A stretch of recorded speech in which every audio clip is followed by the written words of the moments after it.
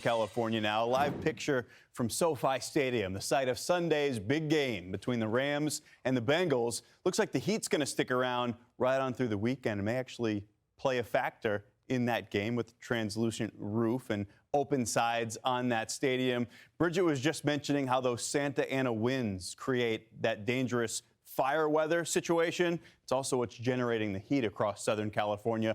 Classic setup for Santa Ana winds. Big ridge in the jet stream. That's over the western half of the country. Overall, keeping things fairly quiet across the country, but you've got this surface high pressure right over the Great Basin and stuck in place. It's not going anywhere for the next several days, right on through the weekend. And it pumps air from the higher terrain in the Great Basin down through the mountain passes into the lower elevation coastal regions. That air descends, accelerates, compresses, warms, and dries on out. You've got these heat alerts up all the way through Sunday evening. That's a heat advisory in effect, something you don't really expect to see in the middle part of February. In fact, these heat advisories, the first ever issued in the state of California by the National Weather Service in the month of February. So pretty unusual stuff that we're talking about. Not necessarily the fact that we're seeing these warm temperatures, it's just the duration of the warmth, that it lasts all the way through the second half of this week and throughout essentially the entire weekend.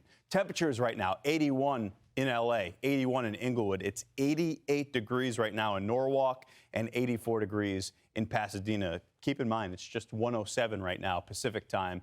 Through the afternoon, you see these temperatures warming up into the middle, even some upper 90s. Look at that updated forecast for Burbank, California.